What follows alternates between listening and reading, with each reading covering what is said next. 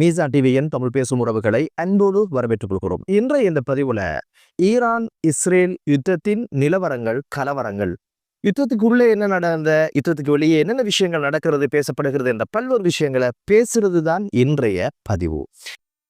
முதல்ல யுத்தத்துக்குள்ள என்னென்ன விஷயங்கள், என்னென்ன இழப்புகள், என்னென்ன தாக்குதல், என்னென்ன விஷயங்கள் நடந்தது அப்படின்றத பார்த்தமாக இருந்தா, அல்வாது சாதிக் என்று சொல்லப்படுகின்ற ஆபரேஷன் 9வது நாளை எட்டிருக்குது.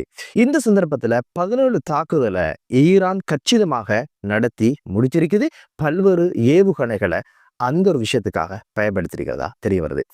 நேற்றைய தினம் குறிப்பாக பேரோசப என்ற பிரதேசத்துல மைக்ரோசாஃப்ட் நிறுவனத்தினுடைய மிக முக்கியமான பெருமதியான தொழில்நுட்ப வளாகத்தின் மீது ஈரான் மேற்கொண்ட தாக்குதல்ல பயங்கரமான சேதங்களும், கட்டிடங்கள் இடிந்து விழுந்ததாகவும், பல்வேறு இடங்கள்ல தீ பற்றி கொண்டதாகவும் செய்திகளை இஸ்ரேல் உறுதிப்படுத்தியிருக்குது.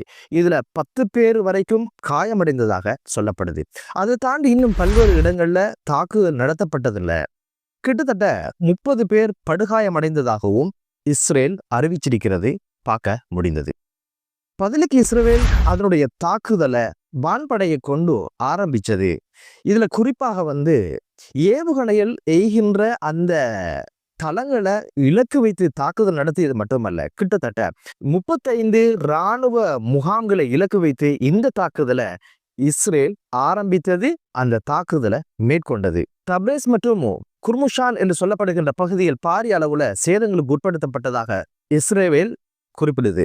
இந்த தாக்குதலுக்கு பதிலடி கொடுக்கிறதுக்காக உடனடியாக ஈரான் என்ன பண்ணுச்சு அப்படின்னு கேட்டீங்கன்னா, மூர்க்கத்தனமான கிட்டத்தட்ட 20 ஏவுகணைகளை தில் அபீபை நோக்கியும், பேருசபா நோக்கியும், ஹைஃபாவை நோக்கியும், பல்வேறு 3 பிரதேசங்களை நோக்கி ஏவுகணைகளை ஏவி விட்டாங்க.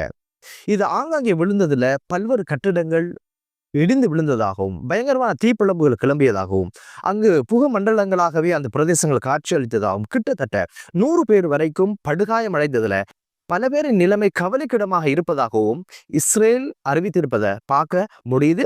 இஸ்ரேல் முன்வைக்கின்ற குற்றச்சாட்டு என்ன அப்படின்னு பார்த்தீங்கன்னா, ஒவ்வொரு ஏவுகணையிலையும் 26 சிறு ரக ஏவுகணைகளை இருக்கின்ற மருந்து வெடிப்பொருட்கள் தான் ஒரு ஏவுகணையில இருந்ததாகவும், இப்போது ஏதோ ஒரு திரவியங்கள் அங்கு கசிய ஆரம்பிச்சதாகவும் அச்ச சூழலை இப்போது இஸ்ரேல் சொல்ல ஆரம்பிச்சிருக்குது. பதிலுக்கு ஈரான் என்ன சொல்லிச்சு அப்படின்னு கேட்டீங்கன்னா, எங்களுடைய அணு ஆயுத உலைகளையும் அதே போல ஏவுகணை தளங்களையும் நீங்க இலக்குகிறது அப்படின்றது இருக்கு இல்லையா, அது சாத்தியமில்லாத ஒரு விஷயம்.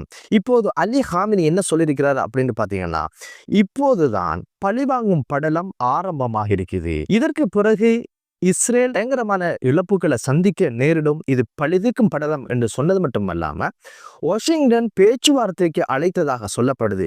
இதுக்கு பதிலளித்த அலி ஹாமினுடைய ஆலோசகர் என்ன சொன்னாருன்னா, உங்களுடைய எந்த பேச்சுவார்த்தையும் நமக்கு கிடையாது, இந்த தாக்குதலுடைய பங்குதாரியே நீங்க தான், உங்களோட நாங்க என்ன பேச இருக்குது, ஈரான் மீது விளையாடுவது நெருப்போடு விளையாடுவதற்கு சமம், எனவே இப்போது எமது தாக்குதலுடைய வீரியத்தை நீங்க பாப்பீங்க அப்படின்ற ஒரு விஷயத்த மிரட்டலாகவும் நக்கலாகவும் சொல்லி இருந்ததை பார்க்க முடிந்தது. நேற்றைய இந்த ஏவுகணை தாக்குதலுக்கு பிற்பாடு இஸ்ரேலுடைய நிலைமை என்ன அப்படின்னு பாத்தீங்கன்னா, கிட்டத்தட்ட 1500 பொது தங்குமிட வசதிகளை அந்த அரசு மக்களுக்காக செய்து கொடுப்பதாகவும், 1000 நடமாடும் தங்குமிட வசதிகளை செய்து கொடுப்பதாகவும் அறிவிச்சிருக்கிறதுனால தெரிய வருது எத்தனை 1000 பேர் இதில் பாதிக்கப்பட்டிருக்கிறாங்க. கணக்கெடுப்பு என்ன சொல்லுதுன்னா, 10,000 பேர் தமது வீடுகள் எல்லாம் இழந்து இப்போது பாதையில் வசிக்கின்ற சூழல் உருவாகி இருக்குது அப்படின்னு ஒரு விஷயம்.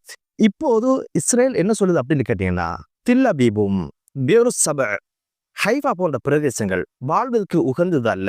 இப்போது பல்வேறு இடிபாடுகளுக்குள் அது இருப்பதனால், மக்களுக்கு பல்வேறு அசௌகரியங்கள் இருப்பதனால இப்போது சேஃபான இடங்களை நோக்கி மக்களை நகர்த்துவதற்கான ஏற்பாடை இப்போது இஸ்ரேல் செய்து வருவது என்பது இவர்களுடைய பின்னடைவை காட்டுவதாக தெரிகிறது. அது மட்டுமல்ல, உத்தியோகபூர்வமாக இஸ்ரேலுடைய பாதுகாப்பு துறையினர் சொல்லுகின்ற விஷயம் என்ன அப்படின்னு பார்த்தீங்கன்னா, ராஜதந்திர ரீதியாக பேசி தீர்க்க வேண்டிய ஒரு விஷயத்துக்கு ஆழமான ஒரு யுத்தத்துக்குள்ள போறது ஆபத்தான ஒரு விஷயம், நாங்கள் எதிர்பார்த்ததை விட ஒரு பாரதூரமான விளைவுகளை இந்த யுத்தம் உண்டு பண்ணுது அப்படின்னு ஒரு அச்சத்தை வெளிப்படுத்தியது இஸ்ரேலினுடைய பின்னடைவையும் இந்த ஈரானுடைய தாக்குதலுடைய தாக்கத்தை இது படம் பிடித்து காட்டுகிறது என்பதுதான் இப்போது அரசியல் விமர்சகர்களால் முன்வைக்கப்படுகின்ற ஒரு விடயமாக பார்க்கப்படுகிறது. அமெரிக்கா இதுக்கு உதவி செய்தால் யுரேனியம் செறிவாக்கல் மையத்தை தாக்குவதற்கான ஆயத்தத்தில் நாங்கள் இருக்கிறோம். இந்த யுத்தத்தில் கணங்காணும் தீர்மானத்தை எடுக்க வேண்டும் என்பதை நாங்கள் எதிர்பார்த்து நிற்கிறோம் என்று சொல்லி இஸ்ரேல் நேற்றைய தினம் ஒரு அறிக்கையை வெளியிட்டது. இதுக்கு பதிலளிக்கிறதுக்கு அண்ணன் என்ன பண்ணினார் அப்படின்னு கேட்டீங்கன்னா, அண்ணன் ஒரு ஊடக மாநாட்டை நடத்தி அவர் சொன்ன ஒரு விஷயம் தான். என்ன அப்படின்னு பாத்தீங்கன்னா, அணு ஆயுத தளங்களை தாக்குவது அழிப்பது என்பது சாத்தியமற்ற விஷயம் மட்டுமல்ல, அப்படி செய்ய வேண்டிய அவசியமும் கிடையாது அப்படின்னு சொல்லி நழுவியதை பார்க்க முடிந்தது. இப்போது இஸ்ரேலுக்கு மற்றும் பேரிடி ஒன்று வந்து விழுந்திருக்கு. அண்ணன் வருவான் காப்பான் என்ற திமிரில் ஒரு யுத்தத்தை ஆரம்பிச்சவங்க புலிவால பிடிச்ச மாதிரி விடுறதா பிடிக்கிறதா தொடர்றதா அப்படின்ற பல்வேறு விஷயங்களை இப்ப யோசிக்க ஆரம்பிச்சிருக்கிறாங்க. இது ஒன்றும் கஸா அப்பாவி மக்கள் அல்ல, அது இன சுத்திகரிப்பு. இப்போதுதான் பலமான ஒரு அணியோட நீங்க யுத்தத்துக்கு போயிருக்கீங்க. யுத்தம்னா என்ன, அதுல காயங்கள்னா என்ன, அது தருகிற வழினா என்ன, அது தருகிற இழப்புகள்னா என்ன அப்படின்னு பல்வேறு விஷயத்தை இப்ப நீங்க உணர்ந்திருக்கீங்க. இப்ப திரும்பி வர்றதுக்கான வழிகள் கிடையாது. தோற்று வெளியே வரதா, ஈரானிடம் சரணடைவதா அப்படின்ற பல்வேறு விஷயங்கள் இப்போது இஸ்ரேலுக்கு வந்து நிற்கத பார்க்க முடியுது. அடுத்தது யுத்தத்துக்கு வெளியே என்னென்ன விஷயங்கள் நடக்குது அப்படின்னு ஒரு விஷயத்தை நாங்க பார்ப்போமாக இருந்தா அது ரொம்ப சுவாரஸ்யமான விஷயம். முதல்ல இஸ்ரேல் என்ன பண்ணுது அப்படின்னு கேட்டீங்கன்னா, அமெரிக்கா இடத்துல ஒரு கெஞ்சுதலை ஒரு மன்றாட்டத்தை முன் வச்சிருக்கு. இஸ்ரேல் இப்போது அமெரிக்காவிடம் உங்களுக்கு வர முடியாட்டி பரவாயில்ல, அணு ஆயுத உலைகளை தாக்குறதுக்கான மிக முக்கியமான GBU 56 ரக விமானத்தை தந்துருங்க, அதை வச்சு நாங்க தாக்குதலை முடிச்சிடுறோம் அப்படின்னு கேட்கிறாங்க. வர முடியாதா, இதையாவது தந்துதவுங்க அப்படின்னு சொல்லி இஸ்ரேல் அமெரிக்காவிடம் கேட்டிருக்கிறாங்க. அந்த விமானம் என்ன அப்படின்னு பாத்தீங்கன்னா, கிட்டத்தட்ட 30,000 ராத்தல் இடையுடையது. அதன் உள்ளே இருக்கின்ற குண்டுகளுடைய வெயிட் என்ன அப்படின்னு பாத்தீங்கன்னா 6,000 ராத்தல் வெடிமருந்துகளை தாங்கி செல்லக்கூடியது. அது மட்டுமல்ல, இதனுடைய உற்பத்தி கொள்வனவே 500 மில்லியன் அமெரிக்க டாலர்ஸ் என்று சொல்லப்படுது. இதுவரைக்கும் அமெரிக்கா இந்த விமானத்தை எந்த யுத்தத்திலும் பயன்படுத்தியதில்லை. இப்போது இதை கேட்டு கெஞ்சுகின்ற ஒரு சூழல் இஸ்ரேலுக்கு ஆகிப்போச்சு.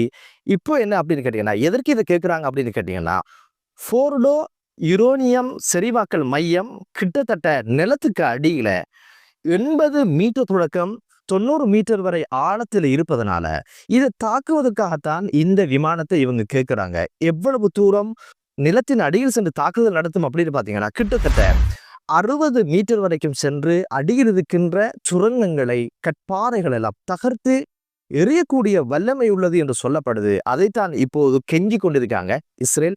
உங்களால வர முடியாட்டியும் அதை தந்து உதவுங்க அப்படின்னு கேட்கிறாங்க.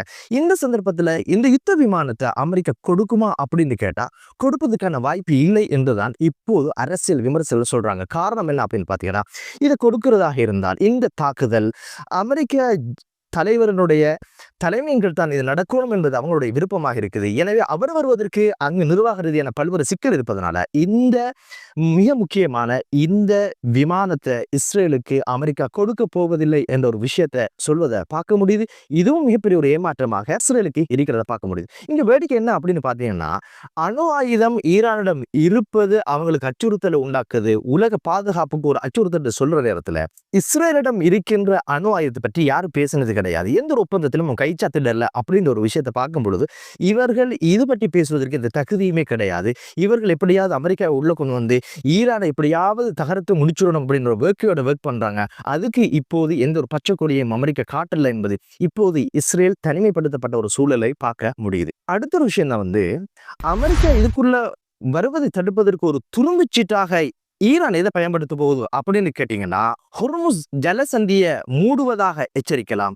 ஹொர்முஸ் ஜலசந்தி மூடப்படுவதனால் ஐரோப்பா நாடுகளுக்கு செல்லுகின்ற பெட்ரோலியம் கேஸ் போன்ற விஷயங்கள் தடைப்படுவதற்கான வாய்ப்பு இருக்குது. மாதத்துக்கு 3000 கப்பல்கள் பயணிப்பதாகவும், அது மட்டுமல்ல ஒரு நாளைக்கு 20 மில்லியன் பீப்பாய் மசகெண்ணெய் இதனூடாக ஐரோப்பா நாடுகளுக்கு கொண்டு செல்லப்படுவதாகவும் சொல்லப்படுது. அமெரிக்கா மட்டும் நாள்தோறும் 700,000 பீப்பா மசகெண்ணெய்களை தனது நாட்டுக்கு எடுத்துக்கொள்வதாகவும் சொல்லப்படுது. என அமெரிக்கா உள்ள வருவதை தடுப்பதற்காக இந்த ஒரு விஷயத்தை ஈரான் கையில் இருப்பதற்கான வாய்ப்பு இருக்கிறது.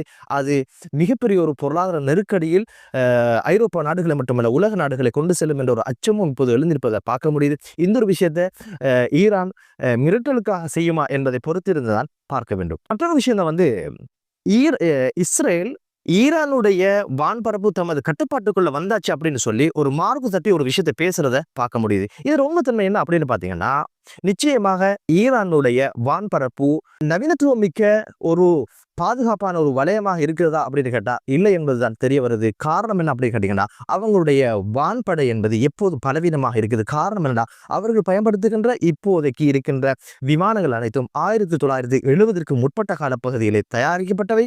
எனவே இந்த ஒரு விஷயத்துல வான்பரப்பினுடைய பாதுகாப்பை ரஷ்யா கையில் வைத்திருப்பதாக சொல்லப்படுது. அவங்க அந்த பாதுகாப்புக்கு கொடுத்திருக்கிற ஆயுதங்கள் என்ன அப்படின்னு பார்த்தீங்கன்னா, S-300 ரக ஏவுகணைகள் மட்டும் தான் கொடுத்திருக்கிறாங்க. எனவே அங்கு மிகப்பெரிய ஒரு பாதுகாப்பு உள்ள ஒரு வான்பரப்பாக அது இல்லை. அது மட்டுமல்லாமல் இப்போது இந்த அணு ஆயுத உலகை நோக்கி இஸ்ரேல் தாக்குதல் நடத்துவதை வன்மையாக எச்சரிக்கிறது ரஷ்யா. காரணம் என்ன? அவங்க 2 விஷயங்களை குறிப்பிட்டு சொன்னாங்க. ஒரு விஷயம் தான் பொதுவாக நீங்க இப்படியான அணு ஆயுத கிடங்குகளை, அணு ஆயுத மையங்களை தாக்குவதனால் பாரிய அளவு சேதங்கள் ஏற்பட வாய்ப்பு இருக்குது. அதுக்கும் மேலாக யுரேனியம் செறிவூட்டல் மையத்துல எங்களுடைய விஞ்ஞானிகள் ஒர்க் பண்றாங்க, பணிபுரியுறாங்க.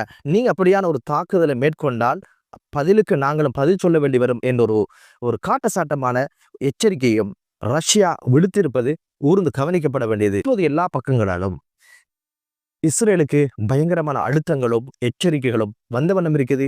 எதிர்பார்த்திருந்த அண்ணன் வருவான் என்று யோசிச்சு ஒரு தாக்குதலை ஆரம்பித்தது இஸ்ரேல்.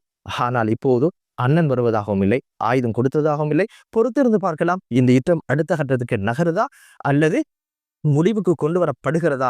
மத்திய கிழக்கு நாடுகளிலே அமைதியான ஒரு சூழல் உருவாகட்டும் என்று கூறி மற்றொரு காணொளியிலே உங்கள் அனைவரையும் சந்திக்கும் வரை விடைபெறுகிறேன். நன்றி.